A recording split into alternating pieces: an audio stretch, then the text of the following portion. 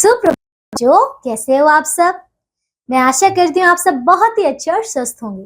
तो बच्चों, आज की कक्षा में हम शुरू करने वाले हमारा अध्याय नंबर 2। ठीक है, इसका नाम है वर्ण विचार यानी कि ऑर्थोग्राफी। ठीक है बच्चों, तो चलिए शुरू करते हैं हमारा ये नया अध्याय। बच्चों, इससे पिछली कक्षा में हमने भाषा और व्याकरण के बारे में जानकारी प्राप्त की थी, है ना, हमारे पहले अध्याय के द्वारा। क्या आप सभी ने उसका अच्छे से अभ्यास कर लिया है, बताइए। मैं आशा करती हूँ आप सभी ने उसका बहुत अच्छे से अभ्यास कर लिया होगा, है ना। चलिए अब हम शुरू करते हैं हमारा ये नया अध्याय जिसमें हम वर्ण विचार करने वाले हैं। ठीक है, आइए बच्चों शुरू करें। ध्वनियों को लिखने के लिए कुछ निश्चित चिन्हों का प्रयोग किया जाता है जिन्हें वर्ण कहते हैं। देखिए बच्चों, हमने पिछली कक्षा में भी यही पढ़ा था कि जब भी हम कोई भी भाषा बोलते हैं या लिखते हैं तो हम उनके लिए कुछ चिन्हों का प्रयोग करते हैं। तो ये जो चिन्ह यहाँ पे प्रयोग किए जाते हैं, ये जो निश्चित चिन्ह है, इन्हीं को हम वर्ण कहते हैं। ठीक है ना।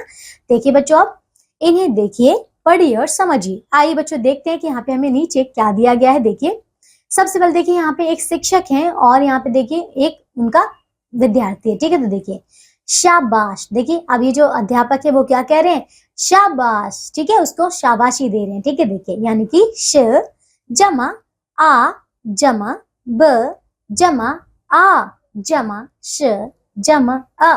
बच्चों, आपने देखा कि जो शाबाश पूरा ये जो शब्द ये किससे बना है, ये अलग अलग वर्णों से मिलकर बना है। ठीक है ना। इसी प्रकार बच्चों यहाँ देखिए, ये देखिए दो महिलाएं आपस में बात कर रही हैं, उसमें क्या कह रही हैं, देखिए अच्छा। ठीक है, तो अच्छा भी जो एक पूरा शब्द है वो यहाँ पर अलग अलग वर्णों से मिलकर बना है, जैसे कि अ जमा च जमा छ जमा आ, तो अच्छा। ठीक है, इसी प्रकार बच्चों देखिए यहाँ पे ये क्या कह रहे हैं, यहाँ पे ये जो व्यक्ति है वो एक बच्चे से कह रहा है कि हटो। ठीक है, तो देखिए हटो किससे बना है, ह जमा अ जमा ट जमा ओ। ठीक है, इसी प्रकार बच्चों ये देखिए, ये जो बच्चा ये कह रहा है गाय। ठीक है, तो देखिए गाय किससे बना हुआ है, ग जमा आ जमा य जमा अ, तो ये है गाय। तो बच्चों आपने देखा कि यहाँ पे कोई भी शब्द जो है वो अलग अलग वर्णों से मिलकर बना है। ठीक है ना। ये जो यहाँ पे निश्चित जो आप देख रहे हैं लिखा हुआ, ये क्या है, ये वर्ण ही तो है। ठीक है ना। अब देखिए बच्चों, वर्ण भाषा की सबसे छोटी इकाई होती है, इसके और टुकड़े नहीं किए जा सकते। ठीक है ना बच्चों, समझ आ रहा है कि आप ह का कोई और टुकड़ा नहीं कर सकते। ठीक है ना। आप देखिए जैसे कि हटो। ठीक है, शब्द में 4 ध्वनियां हैं, ह अ ट और ओ। बच्चों देख रहे हैं इसकी, इसमें हटो में 4 वर्णों की ध्वनियां हैं। इन ध्वनियों के और टुकड़े नहीं हो सकते। बच्चों समझ आ गया कि वर्ण आपकी एक सबसे छोटी इकाई है जिसको हम और टुकड़े नहीं कर सकते। ठीक है, चलिए अब आगे देखें। अब है बच्चों वर्णों के प्रकार। तो वर्ण 2 प्रकार के होते हैं। ठीक है, कौन कौन से देखिए बच्चों। पहला है स्वर यानी कि वोवल्स और दूसरा है बच्चों व्यंजन यानी कि कॉन्सोनेंट्स। ठीक है, तो चलिए बच्चों हम एक एक करके इनके बारे में पढ़ते हैं। ठीक है, देखिए तो बच्चों सबसे पहले हम देखते हैं स्वर के बारे में। ठीक है, देखिए तो स्वरों के उच्चारण में अन्य वर्णों की सहायता नहीं लेनी पड़ती है। हिंदी में 11 स्वर होते हैं। बच्चों समझ आए कि स्वर क्या होते हैं। स्वर ऐसे वर्ण होते हैं जिनको बोलते समय मतलब हमें किसी और अन्य वर्णों की या फिर किसी भी अन्य वर्णों की सहायता नहीं लेनी पड़ती। समझ आया बच्चों, ये अपने आप ही स्वतंत्र रूप से बोले जा सकते हैं। ठीक है ना। चलिए देखिए जैसे कि, और बच्चों एक और चीज याद रखिएगा कि इनकी संख्या कुल कितनी है, 11 है। ठीक है, हमारी पूरी वर्णमाला में कितने स्वर हैं, 11 स्वर हैं। ठीक है, कौन कौन से आइए बच्चों देखिए, जैसे कि अ आ ई ई उ ऊ री ए ओ ओ। ठीक है, अब देखिए बच्चों, अब आते हैं हम व्यंजन पर। देखिए बच्चों, तो व्यंजनों के उच्चारणों में स्वरों की सहायता लेनी पड़ती है। ठीक है, हिंदी में 33 व्यंजन होते हैं। बच्चों समझ आए, देखिए जिस प्रकार स्वर जो है स्वतंत्र रूप से बोले जा सकते हैं, लेकिन जो व्यंजन है वो स्वतंत्र रूप से नहीं बोले जाते। व्यंजनों को हमेशा स्वरों की सहायता के साथ ही बोला जा सकता है, नहीं तो नहीं बोल सकते। बच्चों समझ आ गया, यही है दोनों में अंतर। ठीक है, चलिए इनकी संख्या कितनी है बच्चों, इनकी संख्या कुल जो है वो है 33। ठीक है, चलिए अब आगे देखिए बच्चों, इनमें देखते हैं कि कौन कौन से व्यंजन। देखिए क ख ग घ अंगा, च छ ज झ य ट ठ ड ढ ण ट थ द त थ द ध न प फ ब भ म य र, ल, व, श, श, स, ह। ठीक है, चलिए तो ये तो हो गए बच्चों आपके व्यंजन। अब कौन से देखिए, अब है बच्चों संयुक्त व्यंजन। ठीक है, तो संयुक्त व्यंजन कौन से बच्चों, ये हैं आपके पास चार। कौन कौन से, तो ये हैं बच्चों श, त्र, ज्ञ और श। ठीक है, और बच्चों इसके अलावा है अतिरिक्त व्यंजन। ठीक है, कौन कौन से, जैसे कि इसमें आता है आपका एक ढ़ और एक ढ। ठीक है, क्या आता है, एक ढ़ और ढ। अब देखिए बच्चों, तो वर्णों के उपस्थित, वर्णों के व्यवस्थित एवं क्रमबद्ध समूह को वर्णमाला कहते हैं। तो बच्चों आपने देखा, देखिए हमने पूरे वर्णमाला में हमने स्वर भी पढ़ा, व्यंजन भी पढ़ा, हमारे कुछ और जो संयुक्त व्यंजन है हमने वो भी पढ़े। ठीक है ना। अब इन्हीं सारे व्यंजनों को, मतलब इन्हीं सारे हमने वर्णों को एक पूरा एक क्रमबद्ध तरीके से रखा है। ठीक है, तो ये जो पूरा आपका क्रमबद्ध समूह है ना, इसी को हम क्या कहते हैं, वर्णमाला कहते हैं। समझ आया बच्चों, जिस प्रकार माला होती है जिसमें एक एक एक एक मोती जो पिरोया जाता है पूरी माला बन जाती है, उसी प्रकार हमने यहाँ पे स्वर और व्यंजन दोनों मिला दिए और हमने उनको एक क्रमबद्ध तरीके से रखा है, एक समूह बनाया है, उसी को हम वर्णमाला कहते हैं। ठीक है, वर्णों की माला। ठीक है, चलिए आगे देखिए बच्चों आप, स्वर तथा उनकी मात्राएं। ठीक है, देखिए तो व्यंजन के साथ जोड़ने पर स्वर का रूप बदल जाता है, यही रूप मात्रा कहलाता है। बच्चों समझ आ रहा है कि स्वर हमें वैसे तो पता है स्वतंत्र रूप से क्या क्या है, लेकिन जब ये व्यंजनों के साथ जुड़ जाते हैं तो इनका रूप जो है वो बदल जाता है, और जो बदला हुआ रूप होता है वही आपका मात्रा कहलाता है। ठीक है, प्रत्येक स्वर की अलग अलग मात्रा होती है। ठीक है, स्वर तथा उनकी मात्राएं इस प्रकार है। तो बच्चों देखिए क्या है, यहाँ देखिए स्वर है, आपको बच्चों एक तालिका दी गई है। ठीक है, तालिका में पहले स्वर भी है, स्वर की मात्रा भी है, और मात्रा सहित व्यंजन भी है, और मात्रा सहित शब्द भी है। तो बच्चों एक एक करके हम इन्हें समझते हैं। तो बच्चों देखिए यहाँ पे पहले है अ। ठीक है, स्वर क्या है आपका अ, स्वर की देखिए इसकी मात्रा क्या है, तो बच्चों कोई मात्रा नहीं। ठीक है, याद रखिएगा कि अ की कोई भी मात्रा नहीं होती है। ठीक है, फिर अब मात्रा सहित व्यंजन देखिए कौन सा, जैसे कि न। समझ आया बच्चों, ये इसमें मात्रा भी है। समझ आया आपका न जमा अ की मात्रा, तो ये बना है न। ठीक है, अब देखिए मात्रा सहित अगर शब्द में प्रयोग किया जाए इन वर्णों का तो बनेगा जैसे कि नल। ठीक है, अब देखिए अब है स्वर बच्चों आ, इसकी मात्रा होती है, देखिए बच्चों इस प्रकार इसकी मात्रा है पाई, इसे पाई कहते हैं। ठीक है, और इसका देखिए मात्रा सहित अगर व्यंजन में प्रयोग होगा तो ये हो जाएगा ना, और मात्रा सहित शब्द हो जाएगा नाम। ठीक है, अब देखिए बच्चों अगला स्वर है ई, इसकी मात्रा कुछ इस प्रकार है। ठीक है, और मात्रा सहित व्यंजन है नी, और इसका उदाहरण है बच्चों निशान। ठीक है, अब देखिए ई स्वर, इसकी मात्रा इस प्रकार है, उदाहरण हो जाएगा बच्चों नो, उदाहरण हो जाएगा बच्चों नी, और उदाहरण इसका नीला, ये शब्द है। ठीक है, अब देखिए उ स्वर इस प्रकार मात्रा है। ठीक है, और इसका इसका देखिए व्यंजन में किस प्रकार उदाहरण है नु, और उदाहरण है बच्चों नुकीला। ठीक है, आगे देखिए बच्चों ऊ की मात्रा। ठीक है, तो ये हो जाएगा इस प्रकार नु, ये इसका क्या है आपका व्यंजन के साथ प्रयोग है, और देखिए बच्चों इसका है उदाहरण नूतन। ठीक है, अब देखिए री, तो री की मात्रा बच्चों इस प्रकार है। ठीक है, इसमें देखिए नृ ये बनेगा, और इसका नृप जो है वो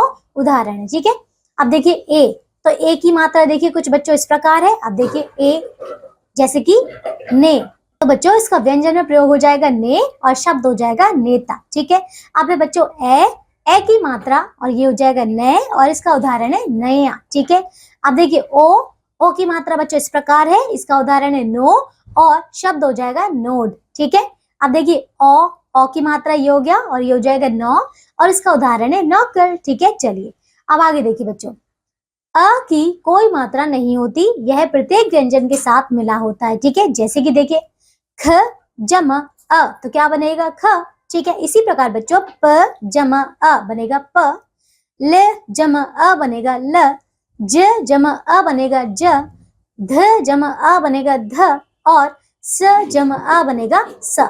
ठीक है बच्चों, तो ये है इसके कुछ उदाहरण। अब देखिए बच्चों आगे, यदि किसी व्यंजन को स्वर के बिना लिखना हो तो उसके साथ हलंत लगा दिया जाता है। बच्चों समझ आए, आपने देखा ना ऊपर देखिए यहाँ पे जो ख प ल ये सब लिखा था, इनके नीचे एक हलंत लगा हुआ है।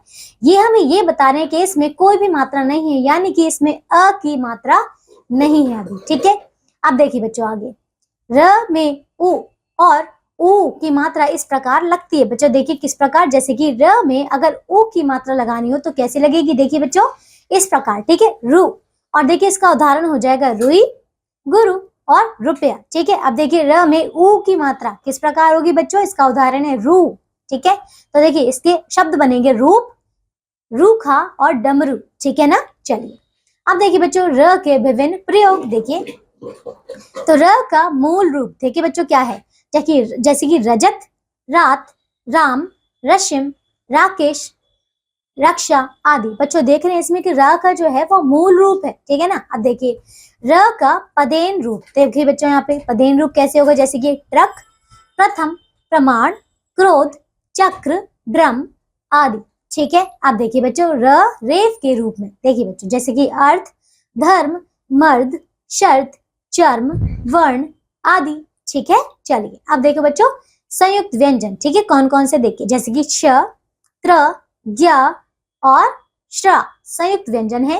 ये दो वर्णों के मेल से बनते हैं। तो बच्चों जैसे कि आपको इनके नाम से आप समझ पा रहे हैं क्या होता है, संयुक्त यानी कि दो वर्णों के मेल से बनाया गया एक नया वर्ण, ठीक है। अब देखिए जैसे कि क जमा श से क्या बना है श, जैसे कि उदाहरण हो गया बच्चों कक्षा, क्षत्रिय और परीक्षा और क्षमा, ठीक है। अब देखिए बच्चों त जमा र तो बनेगा त्र, उदाहरण है पत्र, मित्र, चित्र, यात्रा, ठीक है। ज जमा इय से बना है बच्चों ज्ञा, उदाहरण है संज्ञा, आज्ञा, ज्ञानी, अज्ञात, ठीक है। इसी प्रकार बच्चों श जमा र से बना है श्र, उदाहरण है श्रीमती, श्रवण, श्रमिक, श्रीमान, ठीक है। चलिए अब आगे देखो बच्चों, अब हम देखते हैं अनुस्वार। देखिए तो वर्ण के ऊपर जब बिंदु, ठीक है, बिंदु लगाया जाता है तो उसे अनुस्वार कहते हैं। जैसे कि उदाहरण देखिए बच्चों पंख, संगीत, यंत्र, मंगल, रंग, बंधन, बंदर, झंडा, अंग, चंद्र, डंडा, संत, पलंग, सुंदर, गंगा, पंकज, अंदर, हंस, ठीक है। ये तो था बच्चों अनुस्वार। अब आता है अनुनासिक, देखिए बच्चों यानी कि चंद्र बिंदु। तो देखिए वर्ण के ऊपर जब चंद्र बिंदु का चिन्ह लगाया जाता है उसे अनुनासिक कहते हैं। बच्चों समझ आया क्या कहते हैं उसे, तो उसे कहते हैं बच्चों अनुनासिक, ठीक है। अब देखिए जैसे कि कांच, जांच, खुशियां, गाड़ियां, सांस, चांद, आंधी, सांप, गांव, पूंछ, चाव, छाव, आंगन, आंख, टांग, बांध, मुंह, कुआं, यहां, ठीक है। अब आगे देखिए अब है बच्चों विसर्ग, ठीक है। तो देखिए वर्ण के बाद जब दो बिंदु लगाए जाते हैं तो उसे विसर्ग कहते हैं, ठीक है ना। देखिए बच्चों जैसे कि अंततः, नमः, अतः, प्रायः, क्रमशः, ठीक है ना। तो ये आपके कुछ उदाहरण है जिसमें आपने विसर्ग का प्रयोग देखा है, ठीक है। अब देखिए बच्चों औ, ठीक है। तो देखिए औ अंग्रेजी भाषा से आई शब्दों में लगाया जाता है। जैसे कि देखिए coffee, college, doctor, tonic, toffee, समझ आया बच्चों। औ का प्रयोग किया जाता है सिर्फ और सिर्फ तब जब अंग्रेजी भाषा से कोई शब्द लिया गया हो, ठीक है। देखिए अब है बच्चों नुक्ता चिन्ह, ठीक है। देखिए जैसे कि नुक्ता ये क्या है, जैसे कि ज, तो बच्चों यहाँ पे नुक्ता चिन्ह का है जैसे कि ज, फ आदि ध्वनियां फारसी, अरबी आदि विदेशी भाषाओं से आई हैं। बच्चों समझ आया। ये कुछ जो अन्य विदेशी भाषाएं हैं ना जैसे कि फारसी और अरबी, इन दोनों से लिया गया है, हमने यहाँ पे नुक्ता चिन्ह लगाते हैं, ठीक है। अब देखिए बच्चों आगे ज, फ आदि वर्ण के नीचे बिंदु, ठीक है, बिंदु लगाते हैं तो इसे नुक्ता के चिन्ह कहते हैं। बच्चों समझ आया नुक्ता क्या होता है, सिर्फ और सिर्फ ज और फ के नीचे एक बिंदु लगाया जाता है उसे हम कहते हैं नुक्ता चिन्ह, ठीक है। अब देखिए जैसे कि जहाज, कागज, सब्जी, फसल, सजा, ठीक है। अब देखिए संयुक्ताक्षर, ठीक है। देखिए बच्चों दो व्यंजनों के मेल से संयुक्ताक्षर बनते हैं। इनमें पहले व्यंजन को स्वर के बिना हलंत के साथ और दूसरे व्यंजन को स्वर के साथ लिखा जाता है। जैसे कि बच्चों देखिए अब यहाँ पे आप देख रहे हैं बच्चों संयुक्ताक्षर है, ठीक है। तो देखिए जैसे कि क जमा क, बच्चों देख रहे हैं कि इसमें पहला क जो है वो क्या है, वो बिना स्वर के है और दूसरा जो क है उसमें अस्वर है, ठीक है। तो देखिए अब तो ये बनेगा आपका क, ठीक है। इसका उदाहरण है जैसे कि मक्का, चक्का, पक्का, ठीक है। अब देखिए च जमा च, तो क्या बनेगा चच और उसका उदाहरण है बच्चा, सच्चा, कच्चा, ठीक है। अब देखिए त जमा त, तो ये बनेगा आपका तत, इसका उदाहरण है कुत्ता, सत्ता, पत्ता, ठीक है।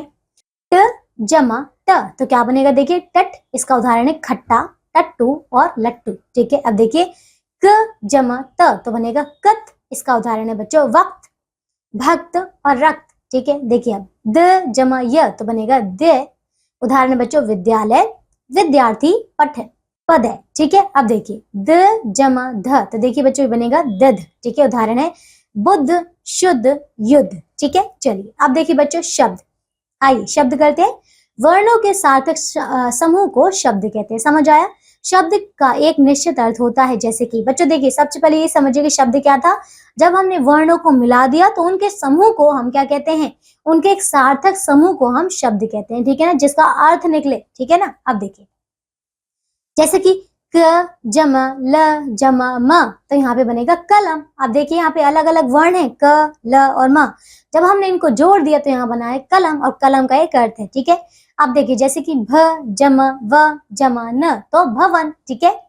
अब इन शब्दों को पढ़िए बच्चों, देखिए जैसे कि ल जमा क जमा म, ये बनेगा लकम।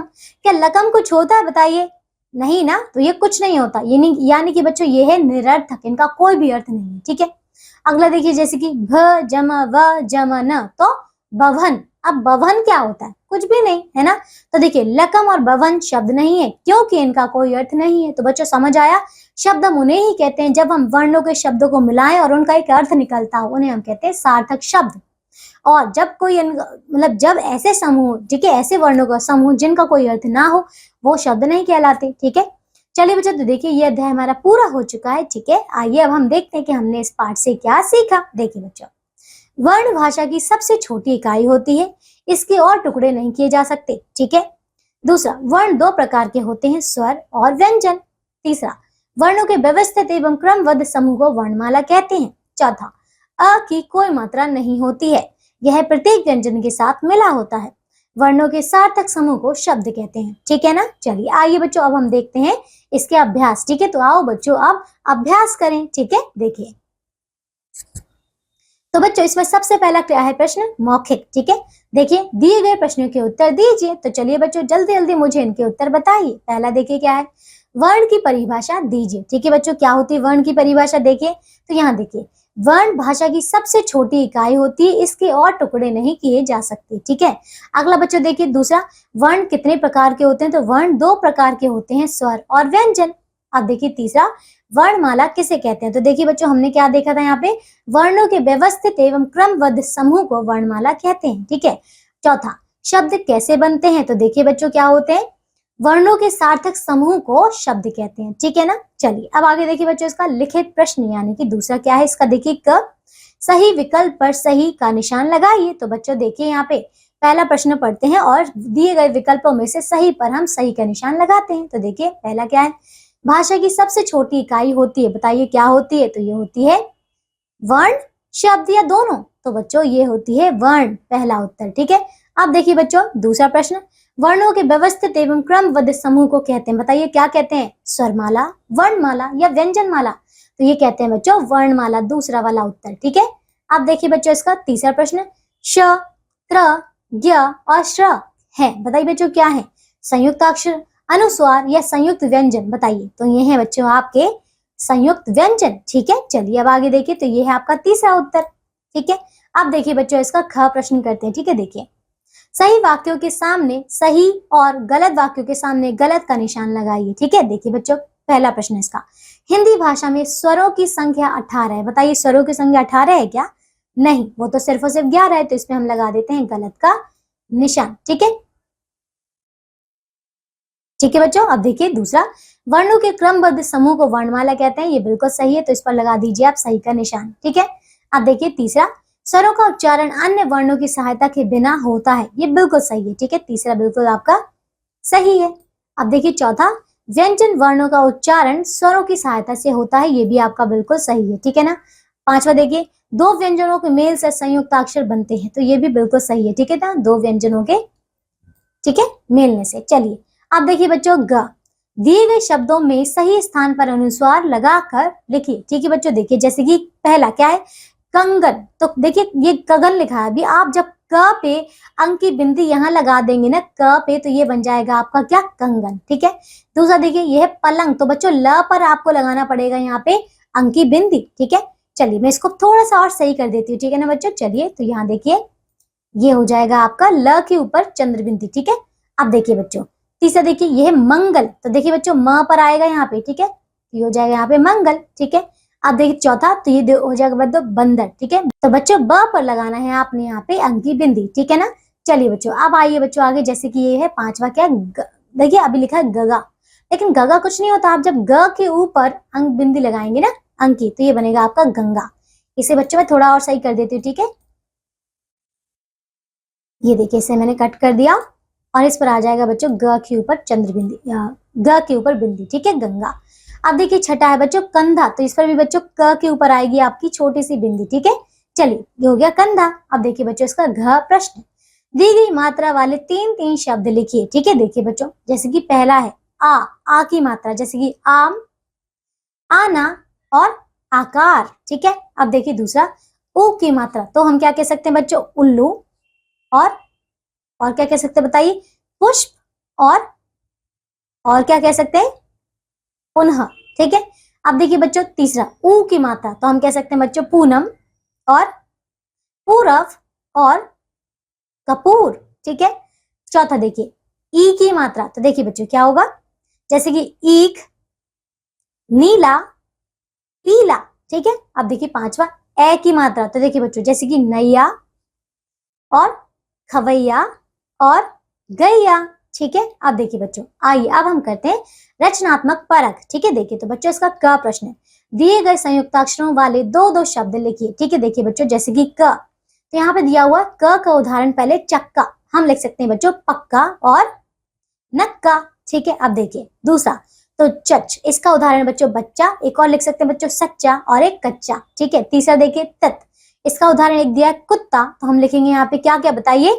तो बच्चों इसका और उदाहरण हो जाएगा क्या, एक हो जाएगा आपका क्या बताइए बच्चों, इसका उदाहरण क्या क्या हो जाएगा, एक हो जाएगा आपका क्या कुत्ता और एक क्या हो जाएगा आपका सुत्ता, ठीक है। अब देखिए चौथा तो दे, जैसे कि विद्या है तो क्या क्या हो जाएगा बताइए, एक हो जाएगा आपका आध्यात्मिक। तो बच्चों देखिए इसका क्या उदाहरण हो जाएगा, जैसे कि एक तो विद्या है, एक विद्यालय और एक क्या हो जाएगा विद्यार्थी, ठीक है। अब देखिए पांचवा तो दध, ठीक है, एक यहाँ पे शुद्ध, हम क्या कह सकते हैं एक और बच्चों, तो बच्चों इसका उदाहरण हो जाएगा आपका बुद्ध, शुद्ध और युद्ध, ठीक है। अब देखिए बच्चों छठा तो ये है टट, तो जैसे कि लट्टू है तो ये हो जाएगा पट्टू और गट्टू, ठीक है। अब देखिए ख प्रश्न करते हैं बच्चों इसका, र के अलग अलग रूप वाले तीन तीन शब्द लिखिए, ठीक है। देखिए बच्चों जैसे कि पहला है र का मूल रूप, जैसे कि रूपा, तो बच्चों इसका पहला उदाहरण हो जाएगा क्या बताइए परम और शरम और नरम, ठीक है। तो बच्चों यहाँ पे देखिए दूसरा क्या है उसका उदाहरण, तो देखिए ये हो जाएगा बच्चों प्रकार और प्रक्रिया और क्रिया, ठीक है। अब देखिए बच्चों तीसरा, तो यहाँ पे आपको बताना है र पदेन की मात्रा, तो देखिए बच्चों ये हो जाएगा आपको जैसे कि ट्रक और क्रय और बताइए ट्रिक, ठीक है। अब देखिए बच्चों चौथा र रेफ की मात्रा के रूप में, जैसे कि कर्म और शर्म और बताइए पूर्व। अब देखिए बच्चों ग अनुस्वार, अनुनासिक और विसर्ग वाले तीन तीन शब्द लिखिए, ठीक है बच्चों। जैसे कि पहला क्या है यहाँ पे ये अनुस्वार का, तो बच्चों हम लिख सकते हैं यहाँ पे कैसे, जैसे कि एक हो जाएगा बच्चों गंगा, एक संग और एक भंग, ठीक है। अब देखिए दूसरा तो ये चंद्र बिंदु, ठीक है, अनुनासिक, तो बच्चों हम लिखेंगे यहाँ पे क्या क्या आंख और एक और आंच और एक हो जाए बच्चों क्या, और क्या हो जाएगा बताइए और हंसना, ठीक है। अब देखिए बच्चों तीसरा तो ये विसर्ग है, तो देखिए बच्चों विसर्ग का क्या हो जाएगा, जैसे कि नमः, प्रायः और दुख, ठीक है। चलिए अब आगे देखिए बच्चों इसका घ प्रश्न, चित्र को देखिए और शब्द लिखिए, ठीक है। देखिए बच्चों जैसे कि ये क्या है, ये तो है किताब, क्या करना है आपको, हाँ इनके नाम ही लिखने हैं बच्चों, तो ये है आपका किताब, ये है चश्मा, ये है क्या नाव, ये है बच्चों सैनिक या फिर क्षत्रिय, ठीक है। ये क्या है, ये तो है पर्वत और ये है बच्चों पनघट या फिर कुआं, ठीक है। चलिए अब देखिए बच्चों आइए बात करें, देखिए मात्राओं में र के विभिन्न प्रयोगों के बारे में चर्चा कीजिए और दो दो शब्द बनाकर कक्षा में सुनाइए, ठीक है बच्चों। तो ये अब आप इसको खुद से पूर्ण करेंगे, ठीक है ना। अब है बच्चों आगे सुने और बताएं, देखिए बच्चों अध्यापक अध्यापिका द्वारा बोले गए शब्दों को सुनकर उनको सही स्थान पर लिखिए। ठीक है, जैसे कि बच्चों यहाँ पे नुक्ता चिन्ह वाले शब्द और बच्चों संयुक्त अक्षर वाले शब्द। तो बच्चों ये आप अपने अध्यापक अध्यापिकाओं के द्वारा बोले गए शब्दों को अच्छे से सुनेंगे और लिखेंगे यहाँ पे। ठीक है ना। चलिए, तो बच्चों देखिए ये अध्याय हमारा पूरा हो चुका है। मैं आशा करती हूँ यहाँ पे आपने कई प्रकार के शब्दों वर्णों का बहुत अच्छे से अध्ययन किया होगा, आपने समझा होगा, है ना। चलिए, अब हम मिलेंगे एक नई कक्षा में ऐसे ही नए अध्याय के साथ। तब तक के लिए आप सब अपना ध्यान रखिए और स्वस्थ रहिए। बाय बच्चों।